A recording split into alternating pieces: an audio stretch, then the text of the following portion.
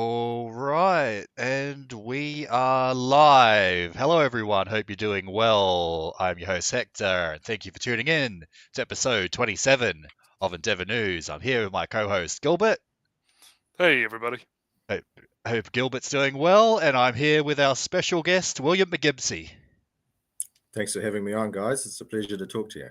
Yeah, happy to have you Awesome. here, mate. Happy to have you here. Pleasure to talk to you as well. It's a great honor to have you on. Some of you may know him as John Marsden from Red Dead Redemption. We'll be referring to him as William for this show. Yeah. For those that don't know, William is I guess you'd say, political commentator in New Zealand. He runs a blog, the Conservative Network. He's formerly involved with the Free Speech Union, and we'll get into some of that, I guess. Well, I guess, do you want to give yourself an introduction? Why do I have to do it? Do you want to give yourself an introduction, William? I guess I should do that. Yeah. Yeah. So I'm a political commentator, and at the moment I'm doing a regular spot on Reality Check Radio on the Dialogue with Dewa De Boer, which you can listen to on Fridays. It runs from about 1 o'clock to 3 roughly on Fridays. But I've got a long history of being involved in public policy and in advocacy. So I've been like a policy wonk working for the government for quite a bit of my career. And also I've worked for a number of advocacy groups, lobbying the government for change on various things. And now I do a lot of work working with right-wing lobby groups behind the scenes. I help out with social media stuff. I help them with writing submissions, running campaigns, and doing that sort of stuff. So that's what I'm involved in now. Yeah, that's great. That's great. So, you said you worked for the government. It wasn't the Jacinda government, was it? I was... I might have been. It was in the public sector. So that's not really... I thought you meant like for the government as in like a... No. One of their lackeys. In the public sector ministries, right? So yeah. Providing policy advice. So I worked under several governments, and I worked for a variety of ministries. There'd be very few people, I think, who have worked in the same variety of ministries that I have. So I did a lot of short-term contracts on specific tasks, working in various ministries. Solving problems and providing policy advice on various types of things. So it's quite a good background for what I'm doing now, because I understand how the policy development process works on the inside. And it gives me knowledge on how you can sort of influence those things, working for advocacy groups on the outside. Yeah, that's fair enough. Were you involved with this government policy, bureaucracy at the same time you were with the Free Speech Union, or was it one before the other? Did one thing lead to another? No, my involvement with the government was well before I worked for the Free Speech Union. Yeah, fair enough.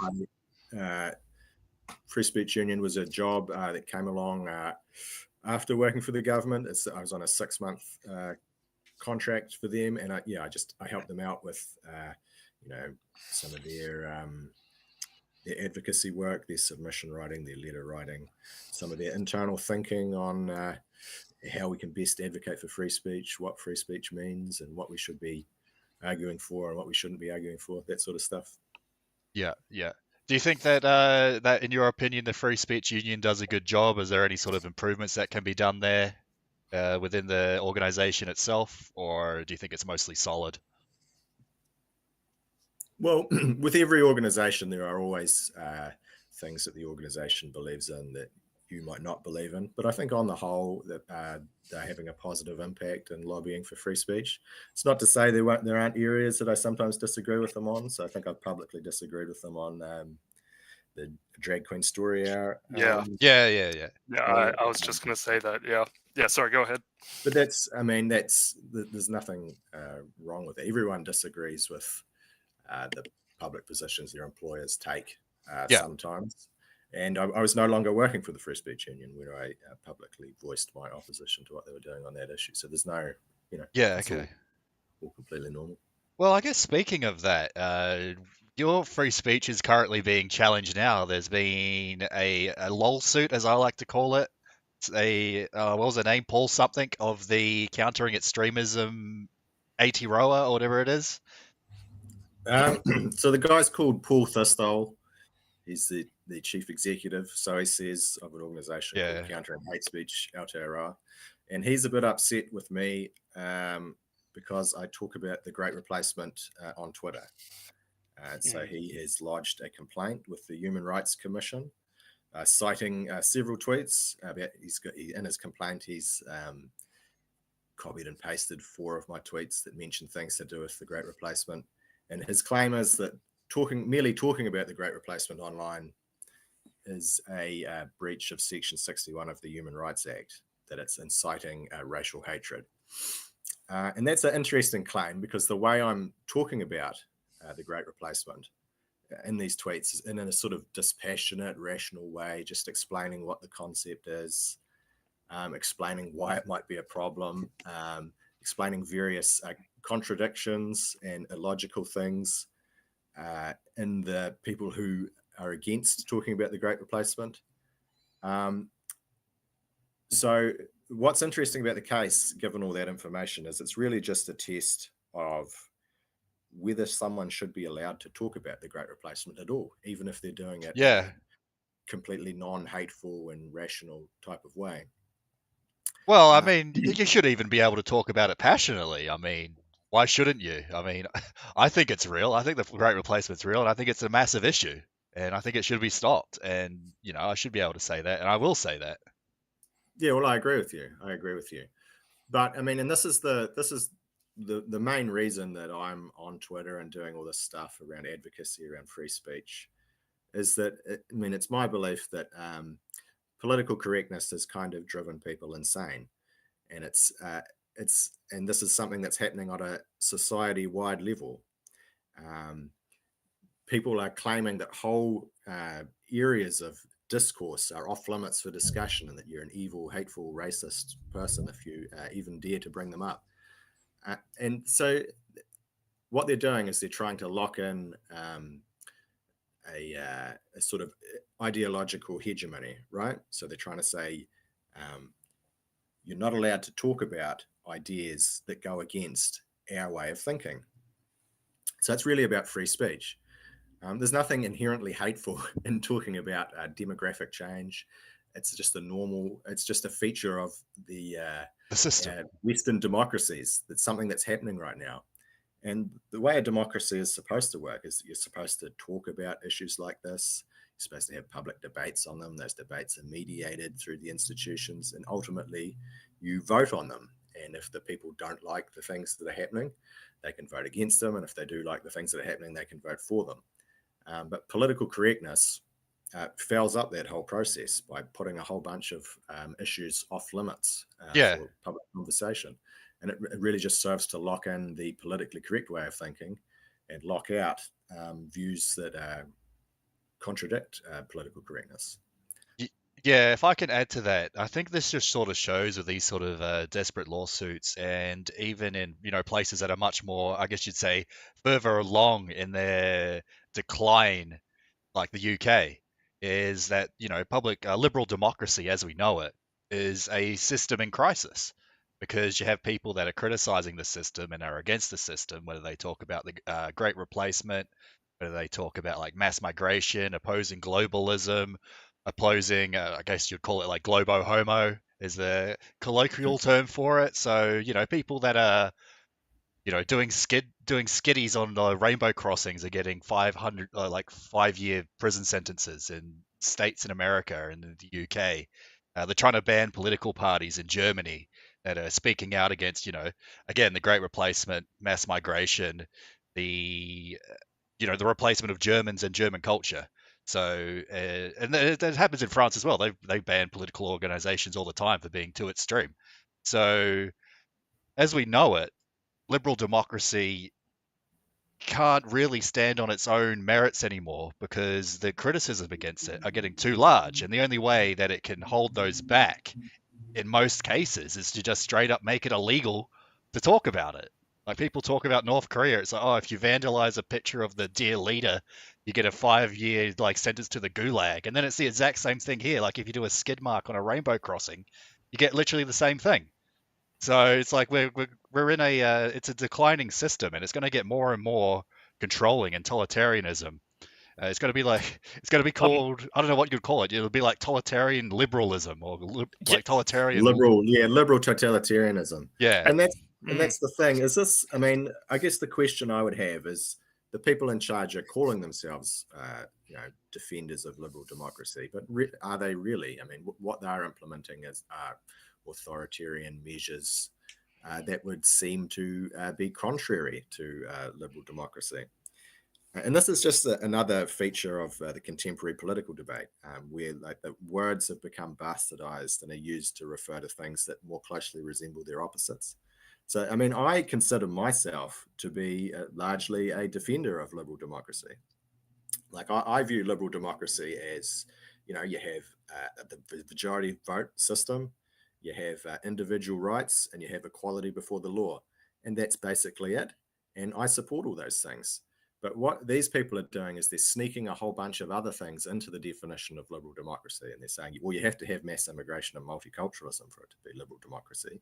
And you have to have trannies, and you have to have drag queens, and you have to have rainbow flags everywhere and pride parades. And if you don't have any of those things, then if you're against that, you're against liberal democracy. Well, this is just it's a shell game, right? It's a sleight of hand. There's no reason any of those things have to be part of a liberal democracy. That's just a particular choice that a particular liberal democracy could make, but is not necessarily inherent in liberal democracy itself. If a group of people wanted to vote that away and go in a different direction, they could do that in a liberal democracy too. And that's what I want to happen. Like I want to try and organize conservative half of the political spectrum to oppose these things and ultimately vote them away, because I think they're bad and harmful and ruining society. Yeah, it's amazing how far, I guess you'd say, like these leftist, liberals, communists, whatever you want to call them, have gotten. And conservatives for the last 60 years have just been so placid. They're like, oh, it's individual rights. These homosexuals are, it's their right to be able to, be a homosexual. It's their choice. And then if you oppose that, currently it's not your right to oppose it. It's your right to be supporting of it, but you don't have a right to oppose any of this. No right to oppose mass migration, the Great Replacement, globalism, the financial system, all sorts of things. Yeah, well, I mean, there's been a sad sort of history in conservatism over the past half century or more, 60 years, 70 years, where we saw this in the US with William F. Buckley, where he excluded people to his right. People who are too far right. So people who are interested in social and moral issues, people who are interested in national issues, people who are interested in reducing immigration and those type of issues. There's a movement to exclude people who are interested in that sort of conservatism from the so-called mainstream conservative movement. So you're really left with nothing much more than a sort of free market conservatism that's really about preserving the market system and preserving individual rights. Conservatism, and they don't even really do that very well. And the problem with excluding all these other people is that these people would support you on a lot of those issues, as long as you're willing to support them on some of the things that they care about as well. And so you've permanently weakened the conservative movement by reading these people out of it. And the other thing you've done there is you've basically conceded and agreed with the moral framework of your political opponents. So that the free market conservatives largely agree with political correctness, which is a sort of a fake morality, right? It's a fake system of values that's being imposed on traditional cultures that have moral views derived from their religion or derived from deep in their culture and their traditions. And conservative parties have excluded the people who are still adhering to and defending the traditional moral framework. And so they've got nowhere to go when they're criticized from the left using these politically correct values, because they've excluded the natural opposition on their own side. Yeah, I agree. It's been a massive failure basically since the 60s. It's like the financialization of the conservative movement, making the only thing that is actually important to so-called conservatives is basically the GDP number. And that's all they care about. Yeah, and I think what's going to happen though is, I think the GDP is good. It's better to have the GDP going up. Oh, so I think we all do. I think that's like it's a common thing, right? You want GDP to go up, but you don't want to completely tank your society as well. But I think a lot of these social and moral and national issues, ultimately, if you neglect them, that's going to lead to a situation where ultimately you can't get the GDP going up either. Because if there's no sort of moral framework, if there's no guardianship of who can be a part of your country, who can't, if you're letting all the criminals out of the prisons and the mental people out of the insane asylums, ultimately you're going to have to spend so much resources to keep people in line that you're not going to be able to grow your economy very much either. Yeah, just see what's going on literally in Europe. You've got, mass migration of, I guess you'd call them like brown Islamic migrants that are literally just a drain on the economy. They don't even like contribute. And for some reason, you have these people that go, "Oh, we need mass immigration because economy." Even though these people they don't work proper jobs, they're usually like don't have their own finances in order, need to depend on the state, let alone like the criminal elements within these, I guess you'd say, rungs of society. Just doesn't make any sense to like bring more of these people in. And then there's also arguments where, with supposed like legal migration, where you bring in a whole bunch of Indians and Chinese. I mean, it's supply and demand, right? The more you people you bring into the labor market, the more it suppresses wages and wage growth. Like it's an economic fact that no one can disagree with. So there's really not much of a con for the average worker, small business owner in New Zealand. There might be some pros for these large businesses that have thousands of employees because they can hire Mr. Chinaman or Mr. Pajit for $5 cheaper than your average white Kiwi bloke. But the benefits are getting more and more slim over time as our economies get addicted and rely on these mass migration for sort of any sort of movement whatsoever. Like we're in even though we're officially out of the recession, right? We're still in a per capita recession because standards of living, per capita share of the economy is still going down. The only reason we're not in a natural recession is because of mass migration. It's the same with Canada. That's right. Yeah, six consecutive quarters. So a year and a half, GDP per capita has been decreasing in New Zealand, and it's similar things. It's not hasn't been going down every quarter in the UK, but many of the quarters over the past year and a half, over a similar time frame, it's been going down. Canada, Australia, very similar thing. So the mass migration is propping up the GDP numbers, but that's simply because you've got more people. The amount of wealth per person, the amount of economic activity per person is falling in these countries. Yeah, labor's becoming less productive because of mass migration. Yes, and it's also having other negative economic effects, and that's around the demands it's placing on housing and infrastructure and public services. And so economists have this idea about supply and demand. So the supply of some goods responds more slowly than others. And when you're talking about building houses and infrastructure and expanding public services, it takes time to expand the number of houses you have, to build houses, to consent them. It takes time to build more infrastructure. It takes time to build more hospitals and schools and grow the skilled workforce there to provide for more people. And when you're bringing in such high numbers of people through immigration, it's just very difficult to adjust in time to meet the demand from the immigration. And we haven't been meeting it. And people constantly say on the housing side of things, for example, well, the problem is supply. We need more supply. It's supply and demand. Like that's not how economies work. You have two sides to like every single economic factor, supply and demand. Like it's basic, elementary level stuff. That's right. It's the first thing I learned in economics in fourth form or fifth form. Yeah, the law of supply and the law of demand. And for a long time now, people have forgotten about the law of demand when it comes to housing. And that's that they're just incorrect about that. And even if they were right that it was possible to build houses fast enough to cater to all these people we're bringing in, the fact is we've had 10 years, 20 years now, and we have proven incapable of building the right number of houses and building the amount of infrastructure needed to keep up with the amount of people we're bringing in. So at the very least, until you figure out how to build enough houses quickly enough, how to build enough infrastructure quickly enough, why not reduce the number of people coming in until you've gotten on top of that problem? But yeah. Well, and that's only literally just covering the economic side of it, let alone the cultural side of mass migration, which we've sort of already covered with the Great Replacement, talking about the Great Replacement. There's like two sides to it, and they're both negative. Well, I mean, if we could talk about the research of Robert Putnam and stuff. So Putnam is a US academic from back in the day. He was doing research on why communities and community organizations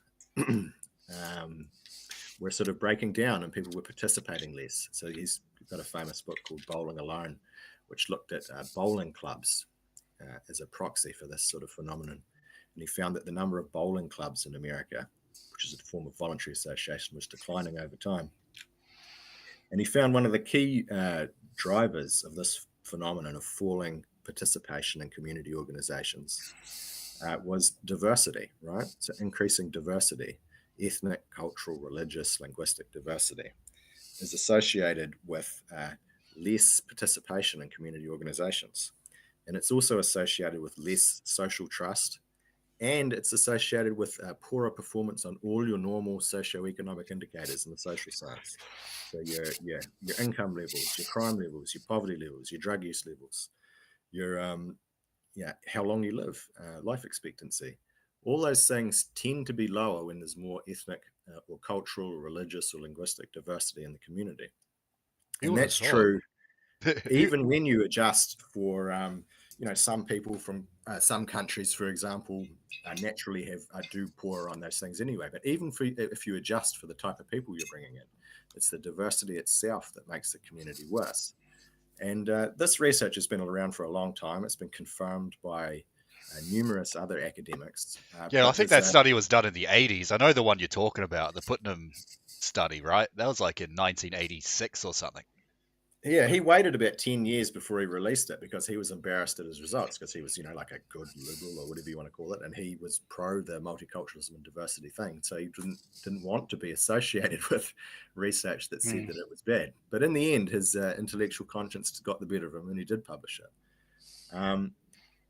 But yeah, this research is out there that diversity is actually a bad thing. And so it's making our society worse. And I think so academics have had the potential to know this and learn about it for a long time now, but now ordinary people are beginning to see it with their own eyes as these problems, finally get worse in our community. So you live it every day. We have to bring around the politicians, bring around the academics, bring around the public servants and the media, the people in power, and let them know that their way of looking at the world, their values, their ideology is actually hurting ordinary people, and they have to stop it. Yeah, do you think, me and Gilbert we're sort of amazed that in the last election cycle, 2023, migration just wasn't an issue. Like, no one was bringing it up. Like, no one, even New Zealand First didn't even really talk about it, which is sort of shocking. It just, for some reason, it just wasn't on people's radar, which is amazing to me because it's like the issue. And no one was talking about it. Remember, and the borders were closed, and everyone forgot. And then so there were. It wasn't an issue as when the borders were shut down. We literally had almost zero immigration for a while. And despite there was a large demand for new people. If you remember, a lot of people wanted more nurses and doctors and teachers and stuff brought in at the time. So I think that was a big part of it. But yeah, you're right. And that's probably a bad thing because New Zealand First in other elections has campaigned reasonably strongly on the immigration issue, and they didn't this time. And so there's not really a mandate in the current coalition government. They're good on a lot of things in terms of what they've agreed at least, but they're not good on the immigration issue. And there's been some vague statements, like I think the National Party of all people said we want to get net migration down to 40,000 a year, which is sort of funny coming from them, but I don't even know if they're going to do that. Like that's sort of like that's not nowhere near enough, and I don't even think the National Party will do it. Well, and I think that part of the problem. So if you look at the UK election, if you look at the US election, even in Australia now, the immigration issue is coming to the fore in all these places, and I think it'll come in New Zealand too. Oh, it has to. Part of the problem is a lot of our experts and quote unquote haven't connected the dots between our very high immigration rate, and our immigration rate is actually one of the highest, higher even than these countries where it's a big issue in their elections. They haven't connected the dots between immigration and problems like the housing crisis and the infrastructure deficit and the stretched public services. So I think once people connect the dots between those very real economic and social problems and the immigration rate, then we'll start to see a demand in New Zealand to do something about it. Yeah, absolutely. And just for the viewers, the best way to raise awareness of this is if someone ever in your social circles, family brings up the cost of living, inflation, strained infrastructure, stagnant wages, recession, just bring up mass migration because that's literally the answer. The answer to all these social economic issues just comes back to migration. You don't have to have like a massive textbook, a 10,000 page textbook explaining, the percentage of GDP and how the tax rates affect this. It's like, no, it's just mass migration is making it worse for everyone. Yeah, and even things like our low productivity, our low worker productivity, and our low wages. Well, I mean, it's a lot of that's to do with immigration as well. We're bringing in low skilled workers. If you were going to have mass immigration, at least do high skilled workers who are going to contribute more to the economy. But we're not even doing that. We're bringing in large numbers of low skilled workers who are just going to depress wages down the bottom end of the wage scale. Why would we do that to ourselves? I don't even agree we should bring in like supposed, high skilled migrants. I think we can sort out the economy ourselves. Just give it a couple years and the free market will literally fix it. Like wages will adjust. More people will there'll be more demand for people in these workspaces, so they will train, and employers will be willing to invest in training and upskilling and whatnot. Literally, the free market will fix it. If we stop mass migration for 5 years, it's only going to be an improvement for the average Kiwi. Yeah, well, I agree. But that's one of the ironies of what you've just touched on there is all these so-called free market people, they believe, markets adjust and demand and supply, the amount demanded and the amount supply will adjust to clear the market. Somehow that doesn't work when we're talking about labor shortages. And talking about other things. We need to pump prime. The government needs to micromanage the amount of people coming in and out of the economy on those issues because for some reason the demand and supply don't adjust when it comes to people. Yeah. It doesn't make any sense. No, it doesn't. And it's amazing. Yeah, like you said, the double standard. The free market apparently can fix everything except labor shortages, which the only fix to that is unlimited migration of people that don't even have those skills that you're talking about. So I don't know. It's a problem. It's a solution. It's a nonsensical solution to the problem, to a very easy to fix problem. The way you fix it is just let it fix itself. Like that's what's going to happen. It will fix itself, literally. If you have a labor shortage means that there are more employees being sought by employers than are available at the current wage rate in the market. And the way the market fixes that is by raising the wage rate, right? When you raise when the wage rate rises, more people are prepared to supply their labor at that higher wage level. And some businesses go out of business if they can't afford to employ people. And so the market reaches an equilibrium. I think part of the problem is right-wing governments, conservative governments in New Zealand and all around the world are beholden to business lobby groups who continuously talk about labor shortages for this, labor shortages for that. And what they're really saying when they talk about labor shortages is they want more cheaper labor. ACT Party and National are terrible at that. Yeah. I heard a talk recently from those types of people, and the feeling you get is that the idea of nationhood and New Zealand as a unique place with its unique history, unique people, it's entirely absent from their minds. what is entirely present in their minds instead is all the economy, the market, peak efficiency to them, and it just there really isn't. It doesn't seem to be any sort of care. They're just sort of treating New Zealand like as if it's a place It's for a GDP zone to a lot of these people. All New Zealand yeah, is to a these lot giant of people. shopping mall. The giant Yeah, shopping mall GDP zone. The only thing that matters is the GDP number, and that's all. it's very strange that It's and grim. these are New Yeah, Zealanders saying yeah, this, and yeah. it's like, how have we, where did we go so wrong? Where in these people's psychological makeup, they somehow missed the, I'm a New Zealander. Look at our great history and how great we are as a people. Yeah, And look at this look, country we built. Like our stock yeah, built. Our ancestors built this country from nothing in mm, a short century and a half. And let's just turn it into yeah. I don't know, the world's call center and like import all these Pajeets to man call centers that ring people in Australia or something. Like, it doesn't make any Man, sense. that is I weird. think political correctness bears part of the blame for that again. Um, feeling patriotic, feeling a love for country, a love for community, a love for your fellow New Zealander is sort of a normal, healthy kind of emotion that most people feel. But in the politically correct way of viewing the world, that's a form of irrational bigotry.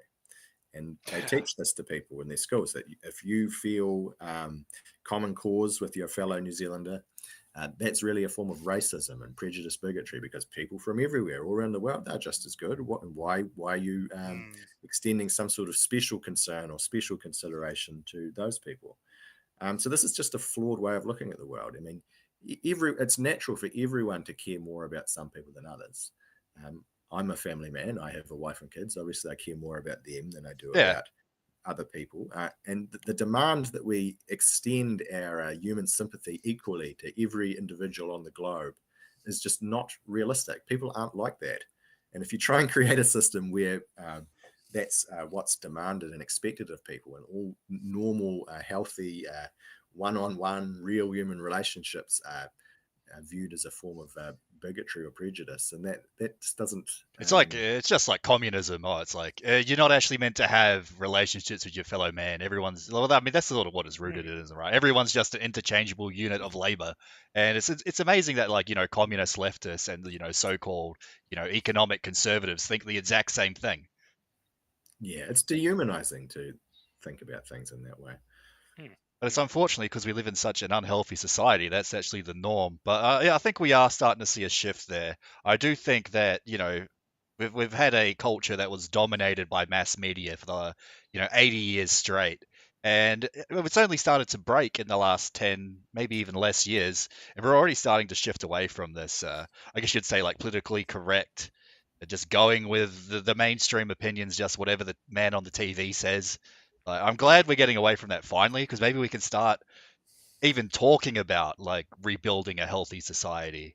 I can see why in the past that was nearly impossible, because the only way you could get your message out realistically is through the media, and that's just they were the gatekeepers, and that's why we have such a rotten society we have now. Yeah, so I think that the internet and social media has allowed different perspectives to gain purchase in the popular imagination, and it's allowed people with different views, non-politically correct views, right-wing views, nationalist views, traditional religious views, conservative views, to get around the mainstream gatekeepers and get their message out. And it doesn't really you don't need an equal amount of eyeballs to point out some of the absurdities going on in the mainstream media. Even if you've got one or two intelligent commentators, that's enough to get the message out and to really point out some of the flaws in the thinking and the analysis of the mainstream media that's being thrown at you. Speaking of bypassing the mainstream media, do you want to talk about your conservative network project and what that's about and what you hope to achieve with it?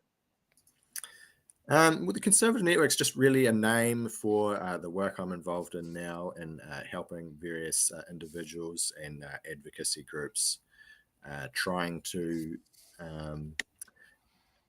trying to upskill. So there's a lot of energy and a lot of people getting involved in online advocacy, or getting engaged on Twitter on issues that are important to them.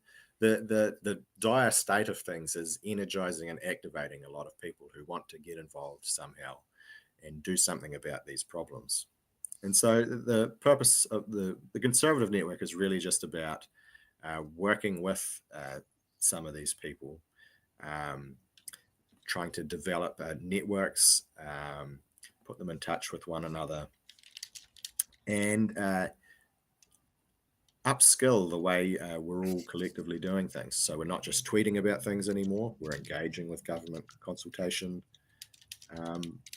proposals. We're running our campaigns. We're writing letters individually or collectively. We're starting petitions. It's really taking the energy and the desire that exists on a number of people on social media and in other areas, and really trying to mold it into an effective political force. That's great. Sounds good. Best of luck to you with that. I know it's just getting started, so hopefully we see some good things in the future with that.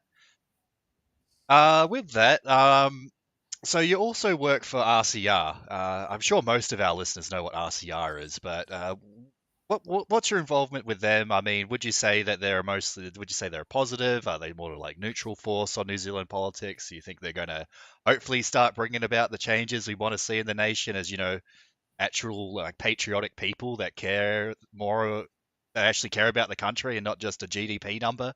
Do you think that? What do you think the direction's going to be with them? Well, I like RCR. I mean, the thing about RCR is they're allowing really quite a diverse variety of different non-mainstream perspectives to get some airtime. So it's not just like right-wing people like me on there.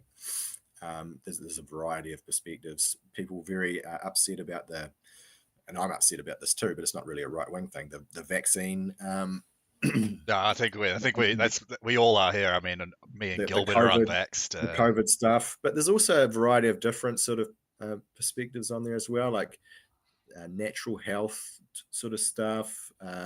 There's a environmental, ecological sort of community on there. Yeah. People, so it's a real diversity of views on there. A lot of them which don't get mainstream airtime, and I think that can only be positive.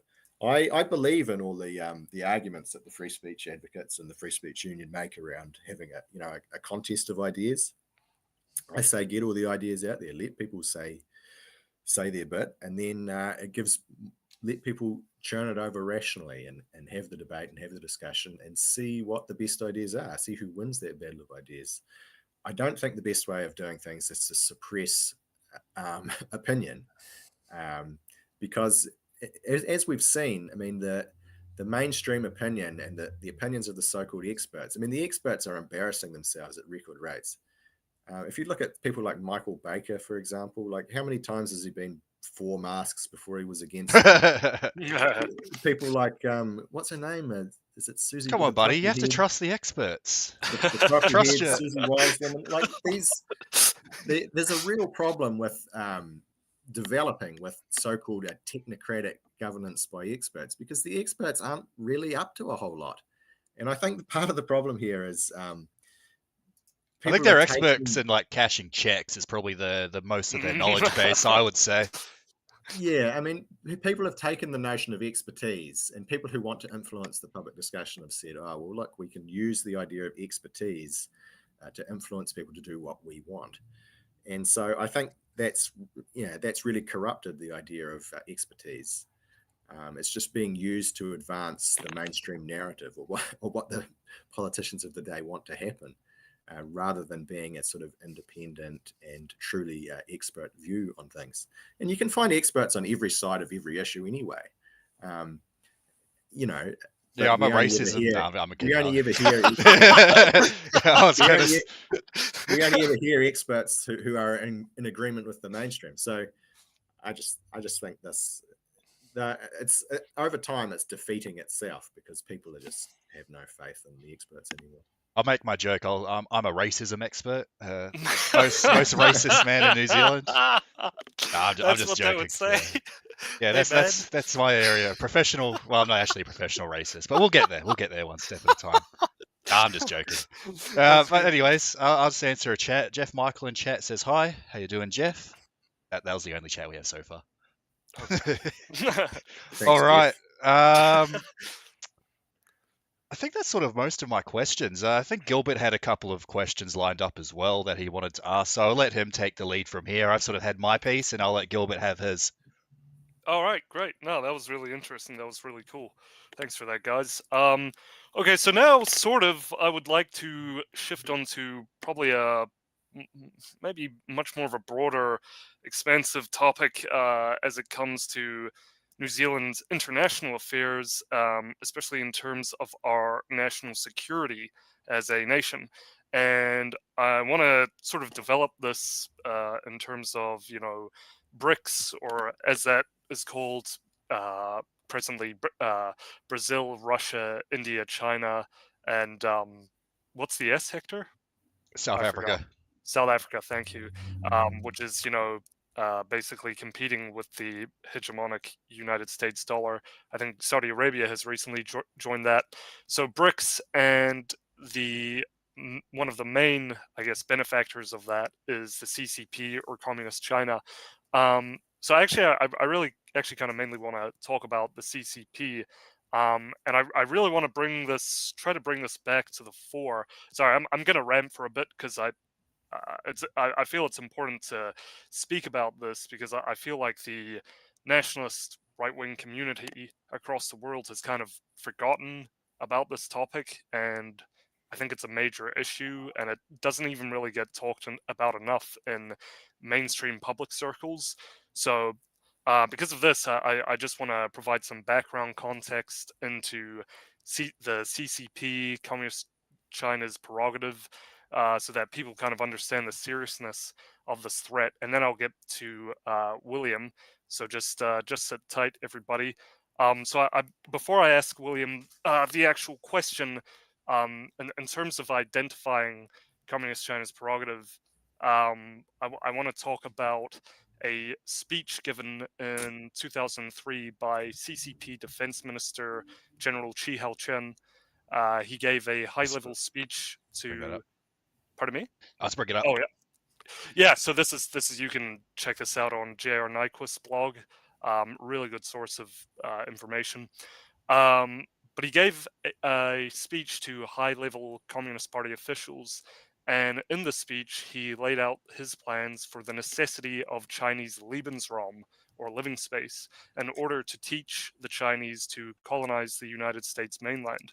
So he goes on, basically, in order to achieve the annexation of the lower 48 states of the United States, he suggests the use of race-specific biological weaponry, and he talks about remolding Israeli race-specific biological weapons to protect the yellow people instead of the Israelis, and target their enemy, which in the Israelis' case would be the Arabs, and I guess the CCP's case would be the West. So in this speech, he further states, here are some interesting tidbits of information, and Hector has the speech up here on Nyquist's blog. I recommend people read through it. But here's some interesting tidbits of information for you. In his speech, he states things like, only countries like the United States, Canada, and Australia have the vast land to serve our need for mass colonization. So that's something. He goes on, it is indeed brutal to kill 1 or 200 million Americans, but that is the only path that will secure a Chinese century in which the CCP leads the world. We, as revolutionary humanitarians, do not want deaths, but if history confronts us with a choice between deaths of Chinese and those of Americans, we'd have to pick the latter. Furthermore, he says, Marxism pointed out that violence is the midwife for the birth of China's century. As war approaches, I'm full of hope for our next generation. And to conclude, he says death is the engine that moves history forward. So that gives you some insight into the thinking of these high-level CCP officials. I also recommend that people review that speech for themselves and research Russia and China's one clenched fist strategy that Russian Army General Yuri Baluyevsky proposed when he visited China in 2007. So historically, that's all just scratching the surface. But in relation to that, let's look at current times. I mean, since then, we've had aggression in the Indo-Pacific against the Japanese, the Philippines, and the Taiwanese.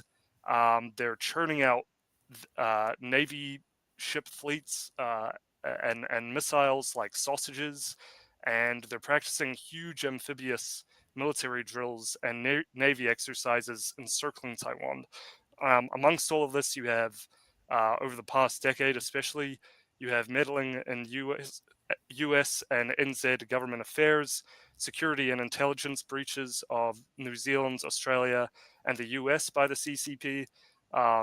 In Australia, as detailed by the book Silent Invasion and Hidden Hand, we have they have identified a litany of propaganda, espionage, economic coercion, and subversion techniques utilized by the CCP to reshape the world and its image. We also have an estimated 150,000 PLA soldiers coming across the US-Mexican border in tandem with many agricultural and industrial sites burning down, as well as FBI whistleblower Christopher Wray warning Congress of the CCP's effort to jeopardize critical American infrastructure.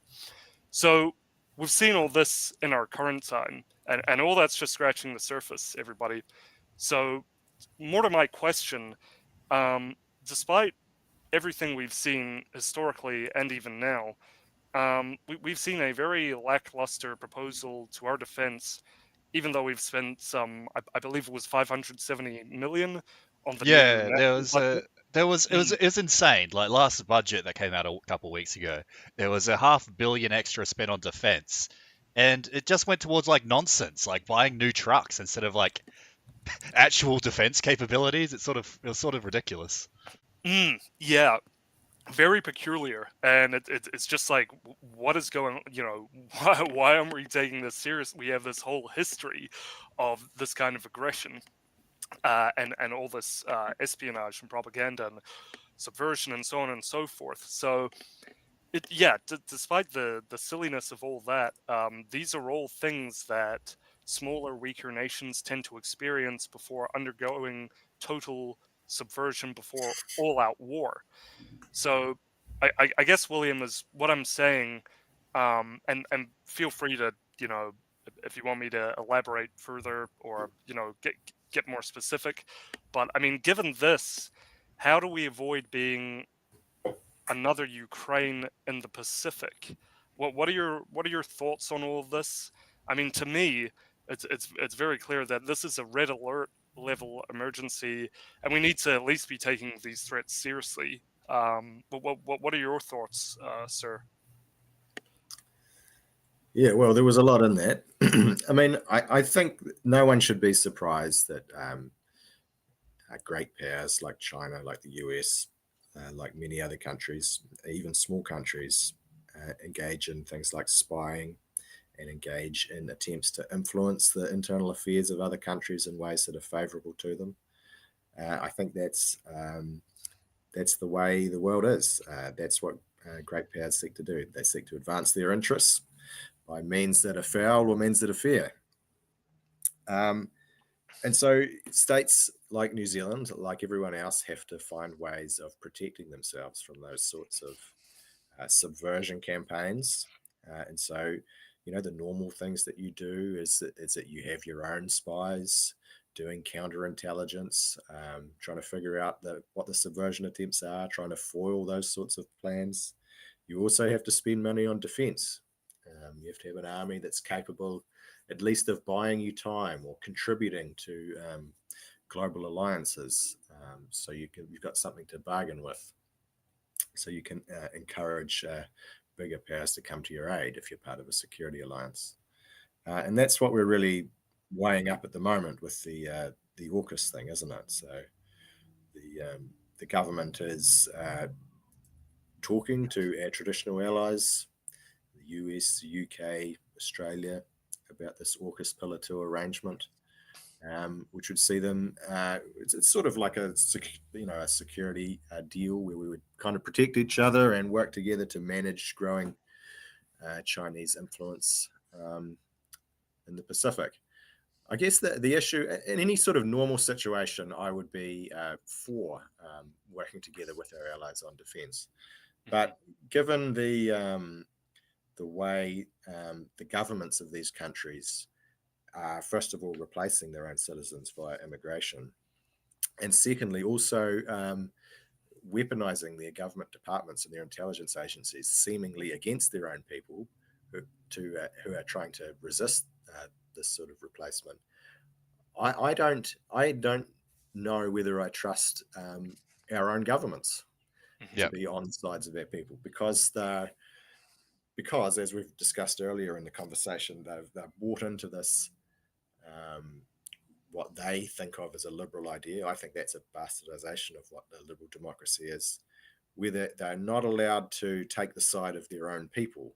They have to take the side of these abstract ideals like individual rights or democracy or mass immigration or multiculturalism or diversity, and not the side of the particular people over whom they govern. And that's leading them to do awful things like replace their own people. And it means that we can't trust our own governments if our governments aren't willing to say, you're my people and I'm here to protect you and further your values and interests. So we're in a very difficult situation where we can't trust our own governments to protect us. We certainly can't trust the government of China to protect us either. Yeah, you'd have to be nuts. You see this with like contrarians. They go, oh, like I don't know, Kim.com, like as an example. He's against the US, but then for some reason he just completely what's like a PG way to put it? He kisses the ass. Yeah, kisses the toes of, I guess you'd say, these like communist totalitarian states where it's like, I would not want to live in China. Like New Zealand's bad, but at least I can still somewhat criticize the government and whatnot and get freely choose employment and stuff like that, and freely move between cities and things, which you don't get in China.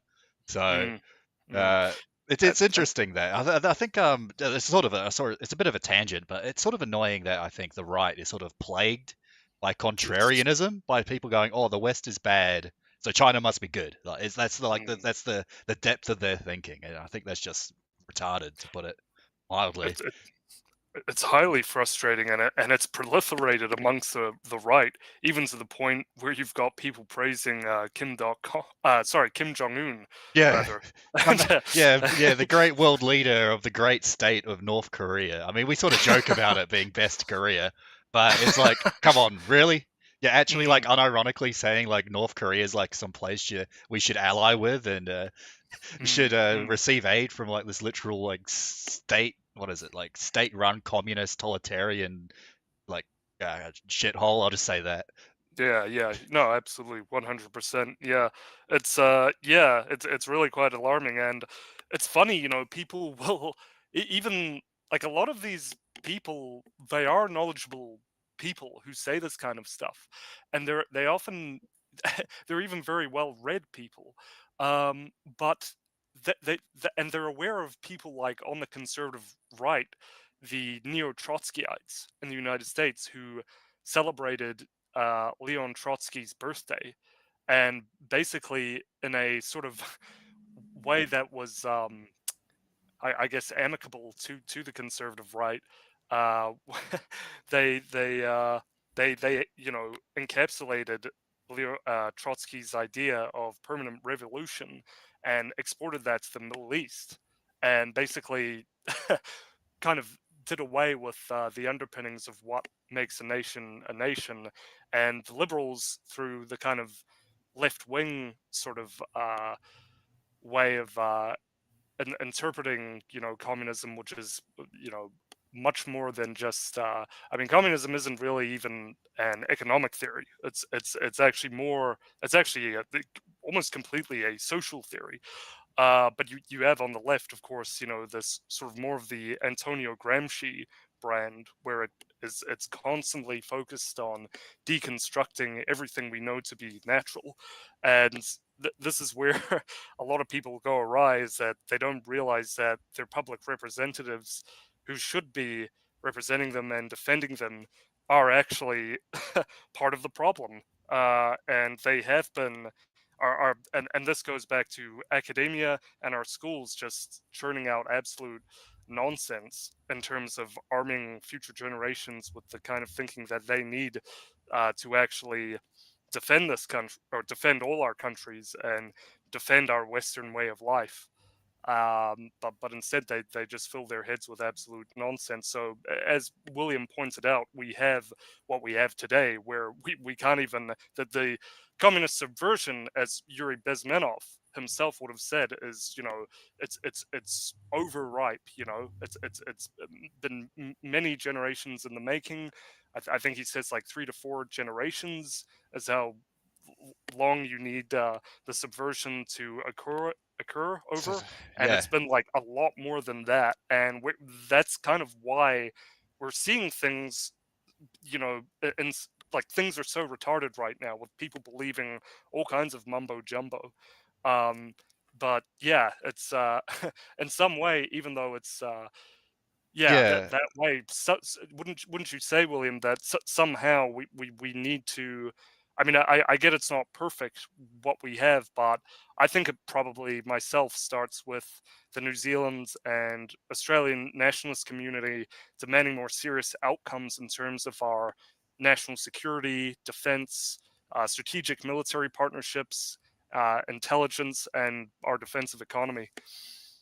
Did you want to add something to that, Hector? Sorry, no, I think no. you've sort of explained it, but yeah, I mean, Sorry.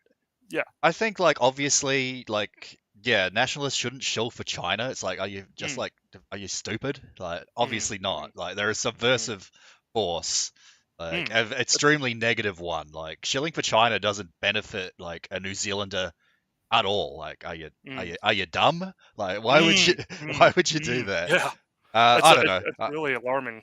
I Yeah, don't know. yeah. I And don't know. I've Oh, sorry. I was just so saying. no, you go. No, William can go. Yeah, sorry, Willem. Do you want me to repeat what I said? Sorry, Willem. Was there a question in there? Or Yeah, I think so I think it starts with, even though things are imperfect, even though we have good documentation that China has adopted this very aggressive stance, and we're seeing that metastasize throughout the Indo-Pacific. And even though, yeah, our governments are very much subverted, and it's not perfect, and we have all these silly ideas that have proliferated even in the nationalist right. Um, I think, naturally we have to survive, naturally we have to defend ourselves. I think, whatever the case may be, wherever we're at right now, I think it starts with New Zealand and the Australian nationalist community demanding more serious outcomes in terms of our defense, strategic military partnerships, intelligence and counterintelligence, and our defensive economy in this nation. Because if we can't do that, if we can't urge and pressure our government representatives to do that, then, well, we won't be able to survive.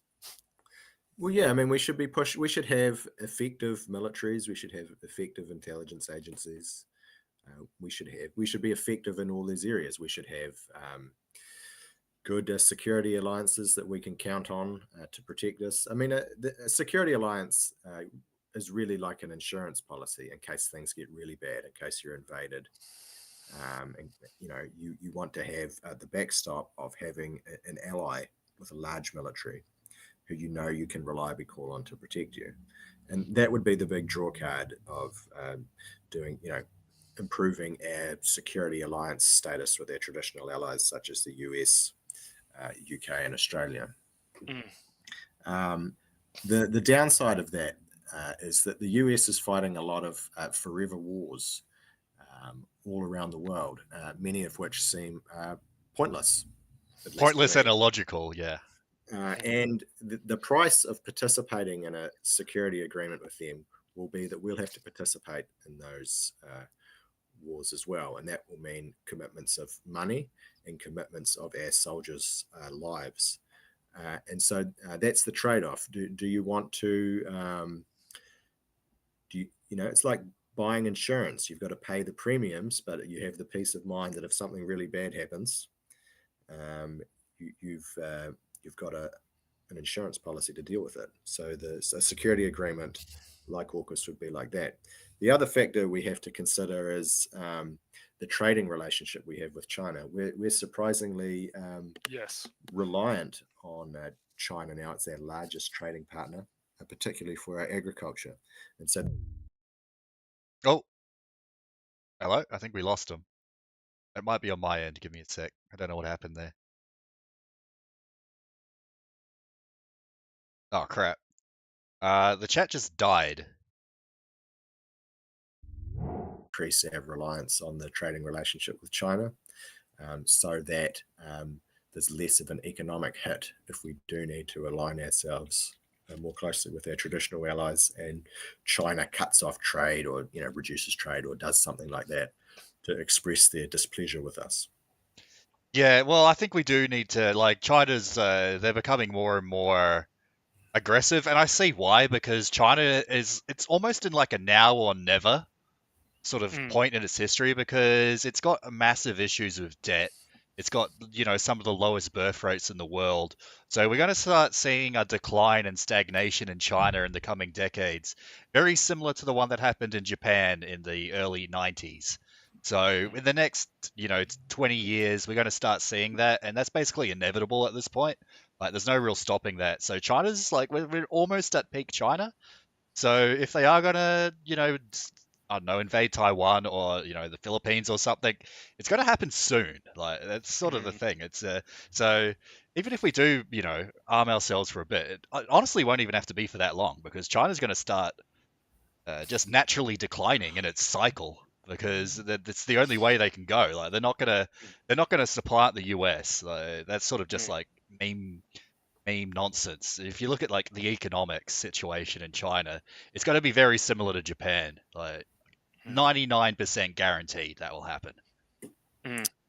Yeah, well, I mean, when you realist international relations theory suggests that if you have a rising power and a declining power vying for hegemony in a region or in the world, they're going to engage in security competition. As the uncertainty ramps up as to who's the stronger party. Yeah. And that's what we're seeing in the South China Sea and elsewhere in the Pacific as well, is this security competition between these powers. China is engaging a lot in terms of doing economic deals with Pacific nations. They're using their money to curry favor, economic development money and that sort of thing. And the US, among other countries, has now switched on to the threat that this poses to their power and influence in the region. So that's what we're engaged in the Pacific. Yeah, there's these like paid off top politicians in these Pacific nations taking these very shady deals to take on a lot of Chinese debt, and then when they inevitably default on the debt, then China takes control of the assets. I think that's happened with like a port already in like Tahiti or something, or one of these other the Belt and Road Initiative is largely that. It's economic.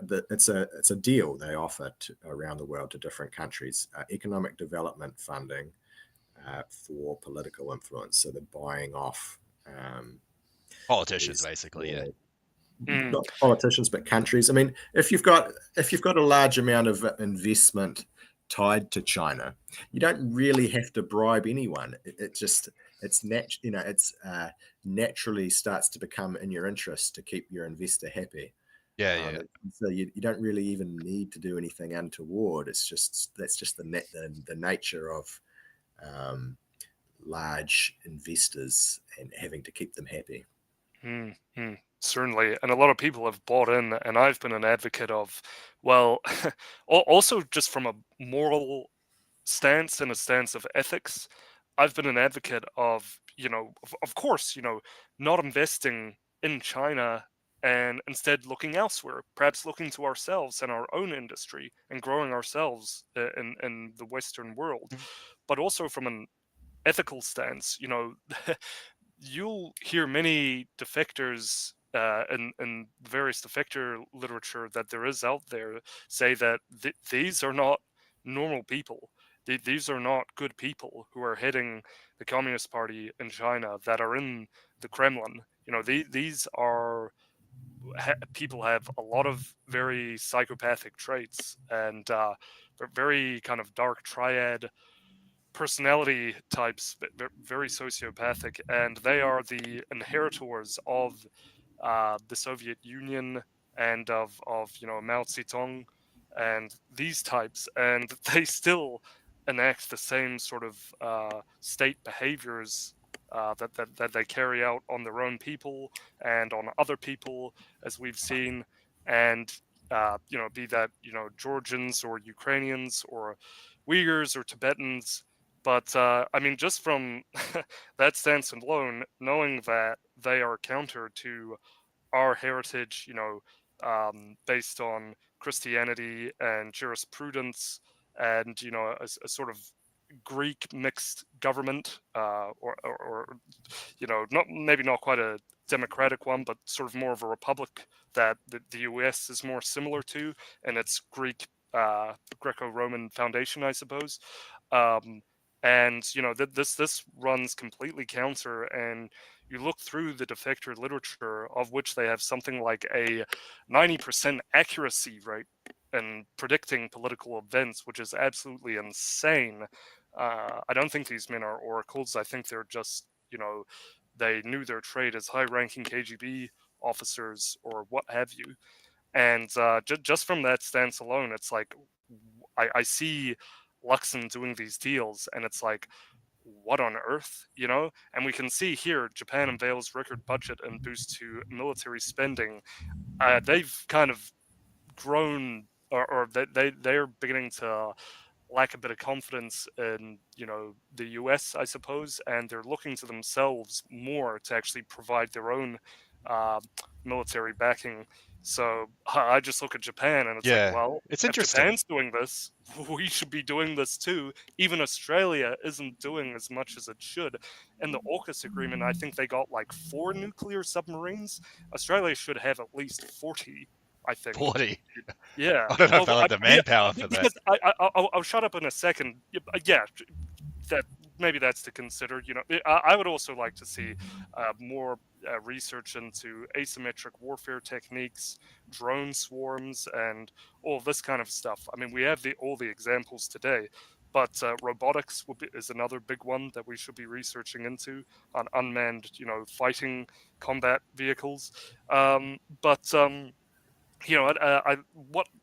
shut up in a second, but what Hector said is in relation to our national security, or international security in the Indo-Pacific.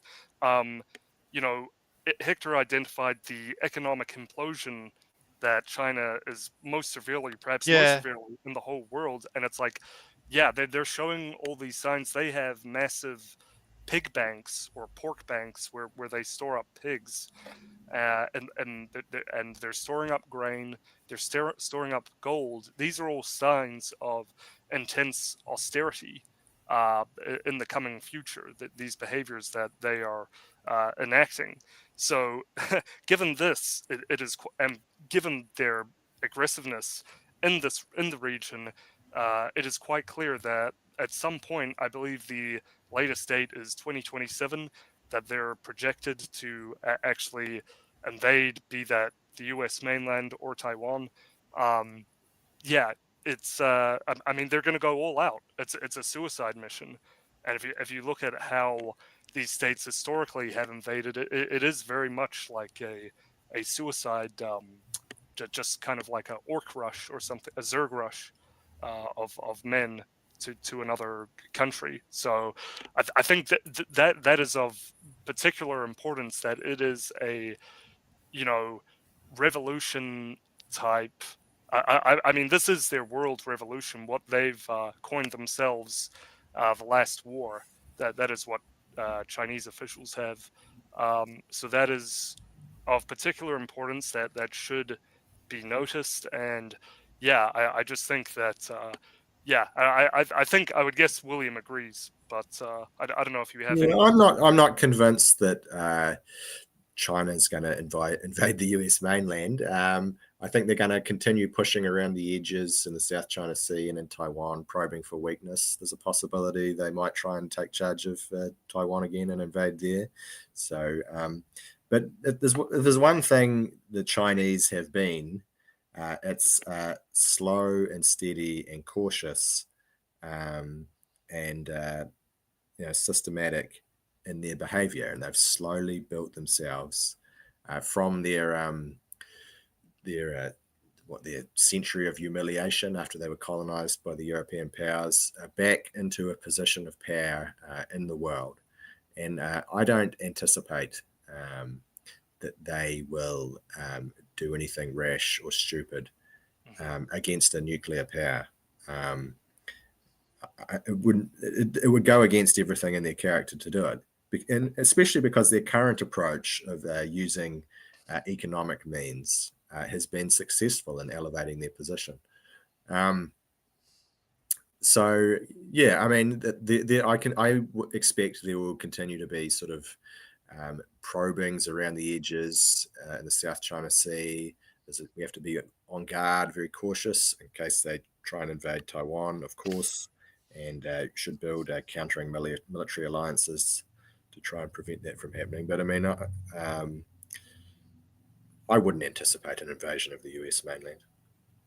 I'll just read a couple chats. We've had a couple come in. We have Jupiter in chat saying, how can you be racist when for every 1 million Africans we bring into our country, we increase our GDP by 4.5%, according to the experts of the Parliamentary Select Committee. So there you go.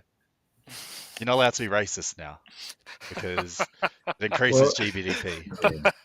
The GDP itself isn't really the measure that counts. Every time you bring a person in, the GDP goes up because people... Yeah, they consume. Yeah, obviously.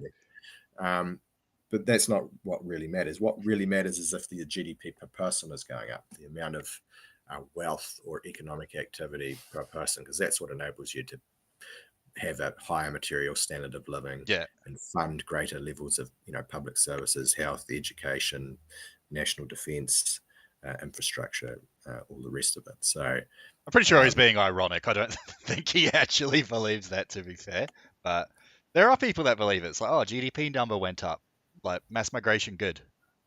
Well, our current politicians seem to believe exactly. At least act as if they do.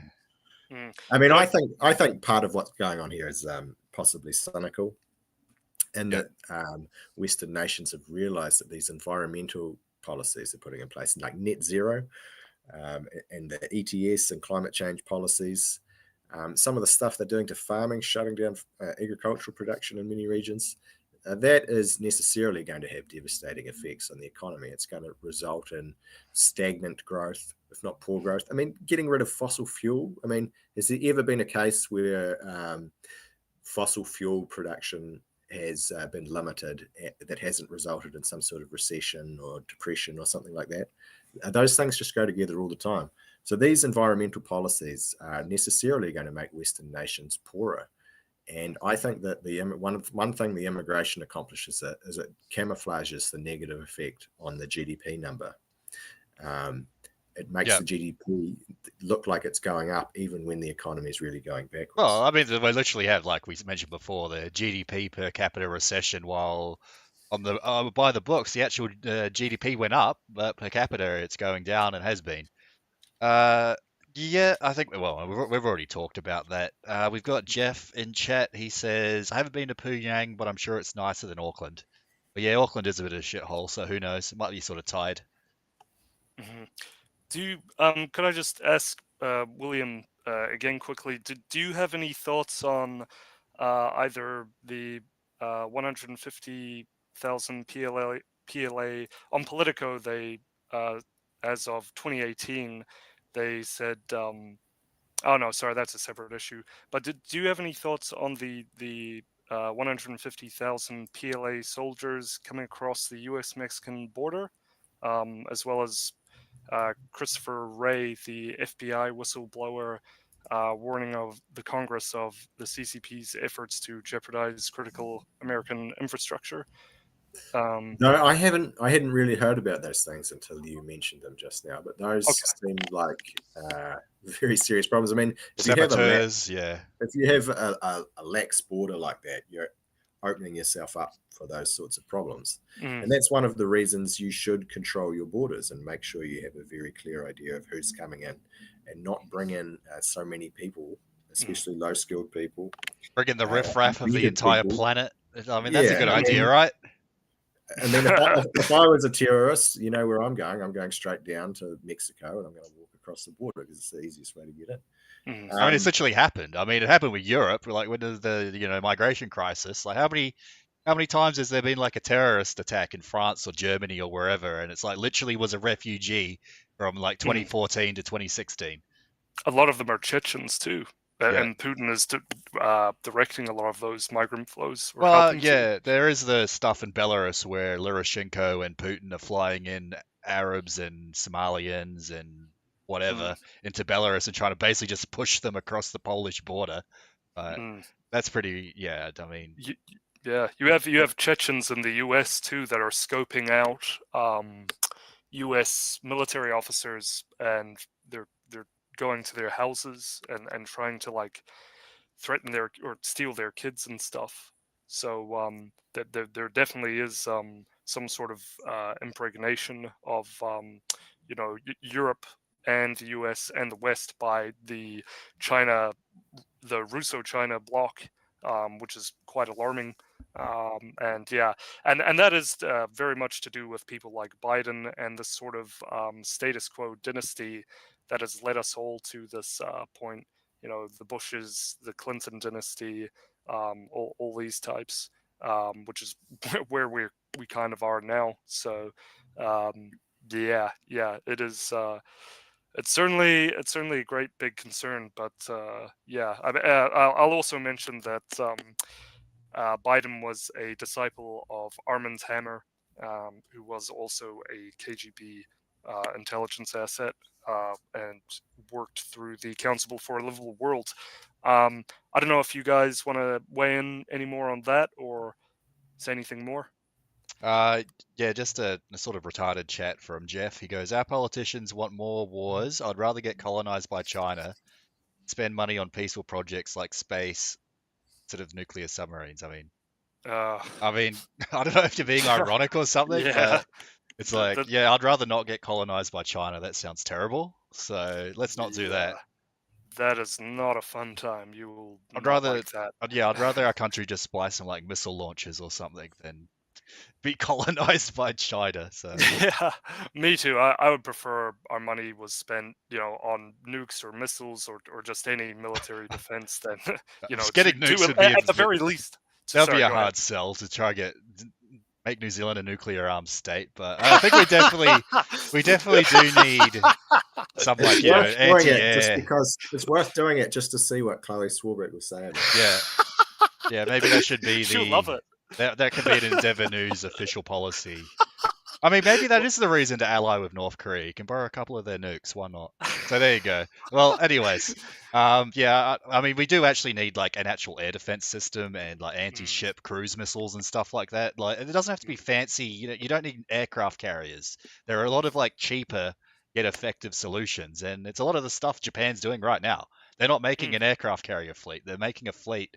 They're making fleets of drones, fleets of anti-ship missiles, and like batteries of anti-aircraft missiles, because it works. It's cheaper than making a massive carrier fleet, and they'll be able to defend themselves. Like, New Zealand should be doing something similar. New Zealand has one of the largest economic zones in the world because of the international law about having, you're allowed 200 nautical miles off your coastline is technically part of your territory or something. And so it would make sense for us to have aircraft able to patrol that area. Yeah. And do engage in hostile activities if necessary. So if any country should have some sort of, we don't really need an aircraft carrier. New Zealand itself is like the aircraft carrier. Yeah. We just need some planes to be able to launch off it to patrol water space. I mean, I'm not a military expert. I'm not going to pretend to be, but it seems if anyone should have Air Force capability, we ought to be able to have some. It seems sensible for us. Yeah, have like a squadron of. I mean, they don't even have to be advanced because New Zealand can't really win a air superiority realistically because our population's too small. But like a squadron of like F-16s or FA-18s, I mean, that'll be all. That's better than the nothing we have now. Yeah, or even just drones, you know, Yeah, or not drones. the Yeah, little ones, but like the unmanned, or yeah, well, big they're ones like manned, but Reaper drones or like whatever right. the modern version of a Reaper drone is, like those types of things. Yeah, exactly. Even just a fleet of those and people on computers in some bunker somewhere can pilot them, and that would be that. Like, that's where I think New Zealand particularly needs to look at is asymmetric warfare techniques Yeah. and drones and robotics and this and these kinds of ways to defend ourselves. Yeah. Because, Literally what Japan's doing, but obviously on a smaller scale because we have a much smaller economy. that's right. Yeah, totally, absolutely. And we could, you know, I'm optimistic with what Shane Jones is doing because he's trying to, you know, kind of exploit the natural resources we have there. But yeah, should we continue on that avenue or should we talk about Barry Young and Oh, yep. Yeah, I think we'll move on. We sort of talked about China for Yeah, half an I'm hour. glad we did though. I'm glad we did because it doesn't get talked about enough. Like, I think it's pretty important. But anyway, we'll shift over. So, William, we've recently gone through this period where we've been locked down by Ardern, um, of which every party was supportive of. We've had Barry Young, and just for the record, are we still going to refer to them as cookie dough injections, Hector? Just to sound Yeah, well, neutral? we did get a flag last time we used naughty words on this show, so we'll use, I don't know, metaphors. I mean, they're not really, Euphemisms. euphemisms, not metaphors, Yeah. or euphemisms, so we'll just call it cookie dough. Okay. So they're cookie dough injections, William, FYI. But so we recently have had those Barry Young whistleblower from Tifado Ora showing I guess deaths of New Zealanders batch by batch. We had recently the EU High Court's rule that COVID mRNA, cookie dough injections are not what they said they were originally, and they were actually discussing its danger in a video that they released. And recently, we've had NewsHub admitting Pfizer is accused of misleading the public about injections in a new lawsuit. So this is an ongoing thing. It's been developing for a while. We've learned a lot. We've seen, you know, it's really brought forth a lot of the hypocrisy, and it's really been extremely revelatory to all of us, and it's still going. Where right now are you with all of this? You know, where's your mind at? Where do you see this going? What your thoughts basically? What do you think? What do you think about all this and where we are now? I think it's time we have a update from you. Just on the COVID stuff generally. Yeah, well, I mean, as time goes on, more and more of the so-called conspiracy theorist claims seem to be being validated in mainstream publications, medical journals, and even published and talked about in mainstream media. And that seems to be the pattern. So my focus has been largely on the rights violations, the violations of New Zealanders' rights that occurred by the Ardern government under the COVID pandemic. So we had, you know, lockdowns, we had vaccine mandates, we had vaccine passports, and all those sorts of things involve things that are, if they're not violating Kiwis' rights under the Bill of Rights, they're walking right up to the line on them. And so I've been involved in advocating for people to take a look at that and see if that sort of stuff was really justified or not. In many cases, courts have ruled that mandates and stuff were illegal. But now we're getting into this, the broader and even more sort of so-called conspiratorial stuff about the the vaccine itself being ineffective. And just in case anyone wants to know, I didn't get the vaccine. I didn't. I was a bit skeptical to begin with, and I thought I'd hold off and wait and see. The longer I held off, the less convinced I was that it would do any good. I mean, I grew up on a farm. You wouldn't inject your sheep with like a drench or with some sort of vaccine that you had to give them, like 5 or 6 or 7 or 8 or 9, 10 times, and they still got the bloody disease. Got to get your daily boost, buddy. You wouldn't pay for that, but that's exactly the deal that is being offered to the citizens of nations all around the world. Mm-hmm. And now we're looking at, people talk about excess deaths a lot, and there's a lot of different analyses you can look at there, and I'm not an expert on that, but I think we definitely needs to be, we can't trust what our governments are telling us, right?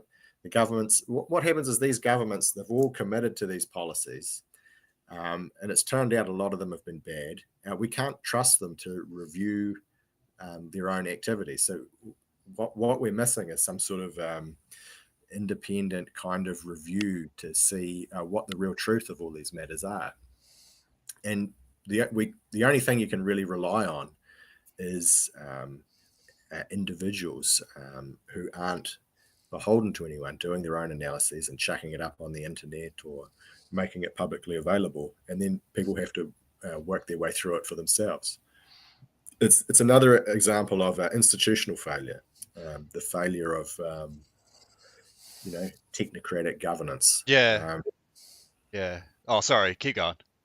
No, I'm sort of running out of things to say now. That was what I wanted to say about it. Okay, no worries. Yeah, well, I think like you go to the Bill of Rights, like the violations there are just like absolutely blatant. Like you have like guaranteed freedoms of movement, association, stuff like that. They were just like thrown out the window.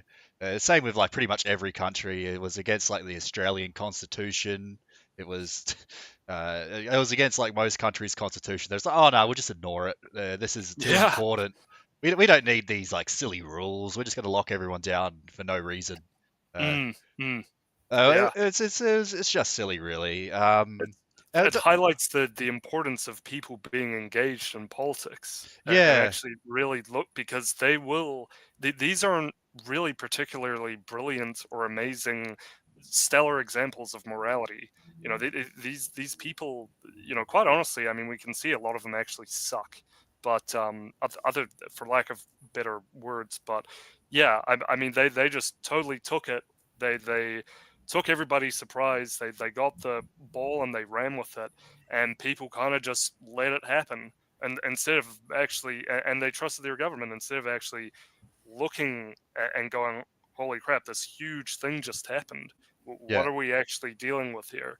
And it's like we need to, re-engineer. I mean, people's minds have just been bashed with this dominance of the hegemonic rise of the television, that you were talking about, Hector, and how it's just completely splooshed people's minds into a small putty that little kids play with, those little green putties. Anyway, and it's just like, we need to, re-engineer people's minds so that they can really go deeply into things, and in order to build up that psychological immune system so that they can just reason with this stuff, and because for Hector and I it was very obvious, and and for plenty of others, and for William, and it's for others, it was go ahead. Sorry. I mean, with like vaccine mandates and stuff,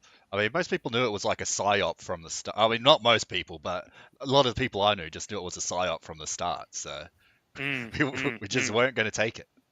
Yeah. No, absolutely. Yeah, that's. I mean, and this is a lot of. I mean, Fauci. He's been building this up for a long time. And you go into Fauci and you go into a lot of these circles, and you find it gets really, really weird. Their connections with, certain governments and intelligence agencies and this kind of thing. So it is very interesting.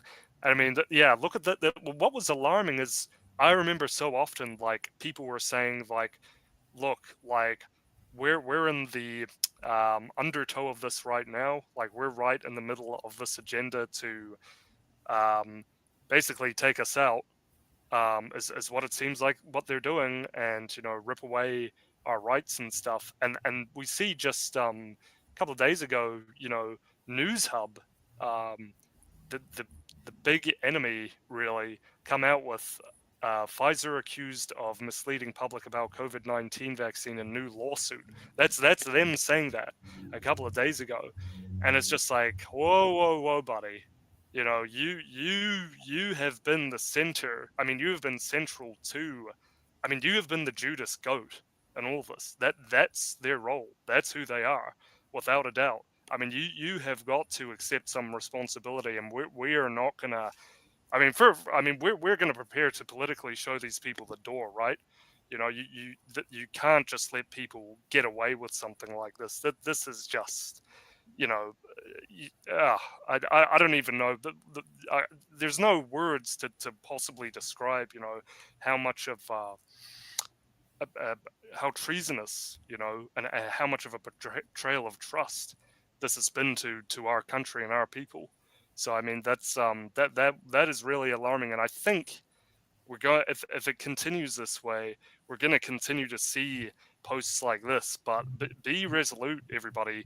That these people were never your friends to begin with. That they weren't your friends then. They're not your friends now, and they're not going to be your friends in the future. They are not. I mean, if they were decent, they would, come forward completely. And I mean, honestly, it's a little, it's way too late for that now. Even, I mean, they completely ignored, constitutions and the Bill of Rights and human rights and that sort of thing.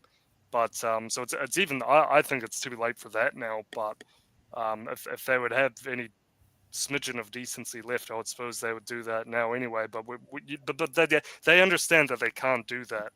That certainly not now, and that I think a lot of them we understand that they know that we know that they're a part of, you know. I suspect, and I think we all suspect something far more sinister, much more sinister. There's a really great guy actually that we follow called @1tall4, and on X, and he's been showing a lot of very interesting posts surrounding. He has a great video called "Race-Specific Sino-Israeli Bioweapons," and he's known as Anti-Soviet KGB on YouTube. Really good guy. But yeah, that's I don't know if you guys want to weigh on that, or you have anything interesting to sort of put on top of that. I think you covered that mostly. Anything you want to add to that, William? Yeah, how do you think this is going to progress, William? Or what are your thoughts on this? Look, I don't know. I mean, I expect the current trajectory of more of what the so-called conspiracy theorists were saying to be turning out to be true. I expect there to be more lawsuits in the future. I think that News Hub article was probably talking about the Kansas lawsuit. Yes, that's right. I'll go back to it. Yeah. Yeah. So I expect more of those sorts of lawsuits in the future. But the big question is whether there's really ultimately going to be any accountability. And it's hard to say that there really will be. I mean, I hate to say it. When people are involved in really big decisions that involve the taking away of people's rights, that involve people dying, there really ought to be some sort of public accountability, or at the very least, public transparency. But it's difficult to see whether that's really going to happen or not. And it's very sad, but great point. Yeah. I what it is. I mean, look, they have to go through the courts, and the courts have been thoroughly subverted for decades now. So who knows what's going to happen? I'll just read a couple chats, and we'll probably start wrapping it up. Jupiter in chat says America barely has 40 nuclear attack submarines, if Australia bankrupts itself with 40 billion each for these submarines, they'll use them as an excuse to go to war. Yeah, I mean, Australia probably can't afford 40 of them, to be fair. Maybe Mm. 10. 10 might be like a happy compromise number. I think it's something they should work towards. I mean, Australia is an immense country, and the possibilities of Australia are not being fully utilized by the government. Yeah, They're just as constrained by special interests, green groups, watermelon greens, greens on the outside, deep red on the inside, and all these kinds of groups which are counter to Australian nationalism and New Zealand nationalism. So I think it's a goal to pursue. They've been held back for a very long time. Australia's a very immense country with a lot of potential. They're held back. I think it's something that they should work towards, and I think they just have to have a powerful military. Just yeah, really, we really need to be strong, and we shouldn't let any excuse for weakness creep in, especially and with the likes of these people who are trying to contest our Western hegemony in the region. And though again, it might not be perfect, but things can change. We can cause things to be better over time. You don't just throw everything away because there's a few trannies and gay people, waving flag. That's like we have a deep, rich culture and a rich heritage and identity, and the best in the world. We are exceptional in who we are and where we come from, and it's just absolutely ridiculous that we would view people who are our mortal enemies as our saviors. yeah, It's ridiculous we would yeah, view the CCP and the Kremlin and Kim Jong Un and Kim.com as heroes. yeah.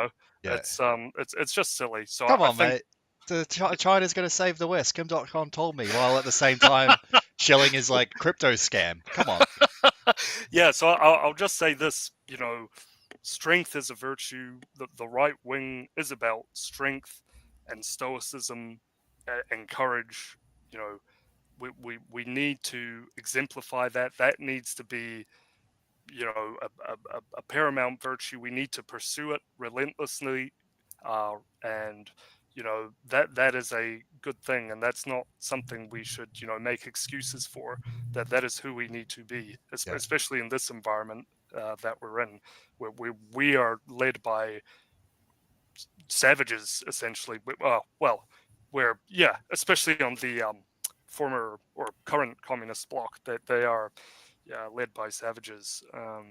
And that's what I'll say about that. So don't give up on strength. yeah. One more chat from Jupiter. He goes, I hate North Korea. They don't have enough Africans. South Korea may not be communist, but at least they have the program to replace their population of Africans. My take on like North and South Korea is basically you got like two different dystopias.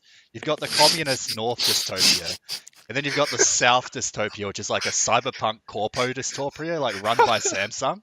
So it's like the tale of two dystopias. They both suck. Oh, that's good. Oh man, we're gonna clip that and send that to the South Korean embassy. It's sort of true though. What do we Like do with this? Yeah. the country of South Korea is like it's just like there's a reason why the country has like a replacement birth rate of like 0.8, which is people call like European birth rates low, and they're like 1.6. This is half that.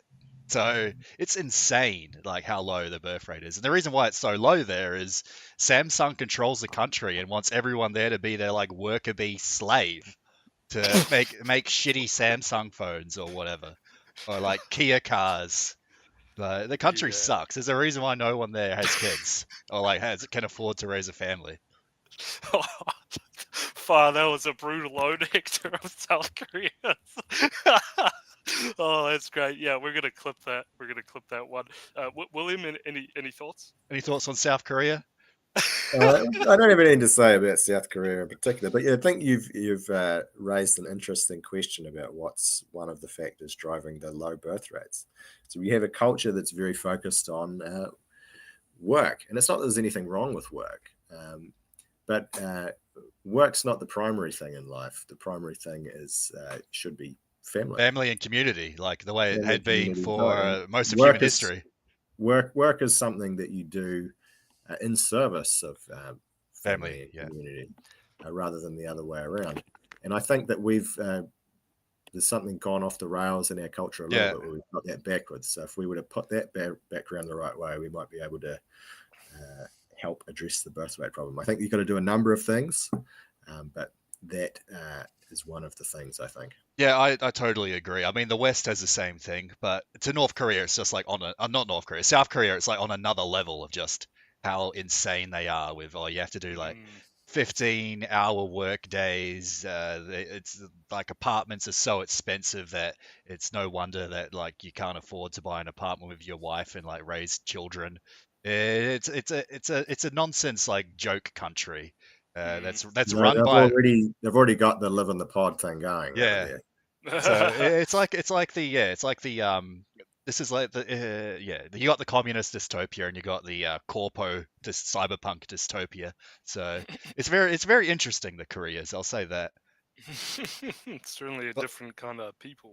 Yeah. Yeah, I don't know. I mean, people say like people go, oh, the West is screwed. Our birth rates are 1.6. And it's like just look at like South Korea and China. They're like even lower than us. And it can change. It can change. Yeah, Things it can change. Yeah. It's just Well, it would change over time because the birth rates aren't. It's not like everyone's birth rate is 1.6. There's a sort of normal distribution, right? Yeah. And the people who have more kids, and having more kids is presumably at least partly genetic.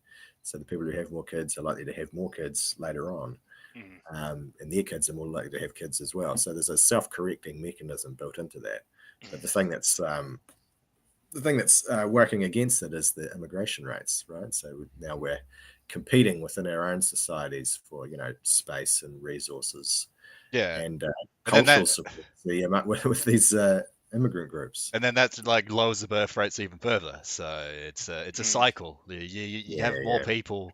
The birth rates get lower. Oh no, we have lower birth rates. That means we need to import more people. It's like, where does it end? Well, I don't know. And you also, exactly. South Korea is like it's not as bad as North Korea, but I wouldn't want to live there. Like the place is terrible. Oh, jeez. What did the South Koreans ever do to you?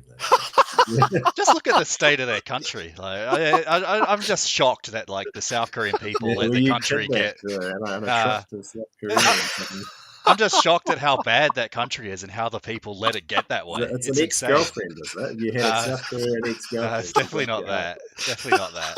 But anyways, on that note, I think we'll probably start wrapping it up. I've caught up with chat. Any final questions for Gilbert? Any final questions for William before we wrap it up? No, I wanted to.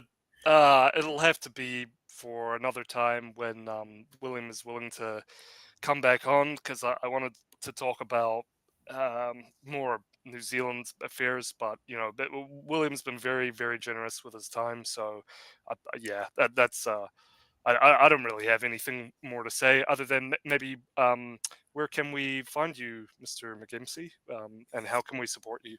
You can find me on Twitter. That's what I do all day, really. Spend my time on Twitter.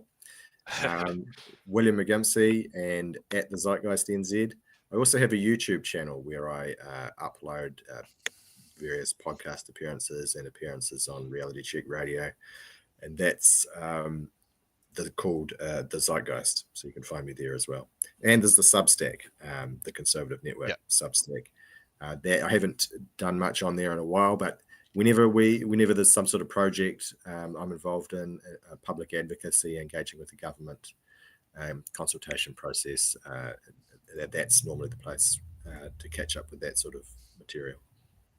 Okay. Yeah, fair enough. Thanks for joining us for the show, William.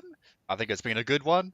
I hope everyone in live chat, everyone on the replay gang has enjoyed the show. Everyone has a great weekend, and we'll see you in the future.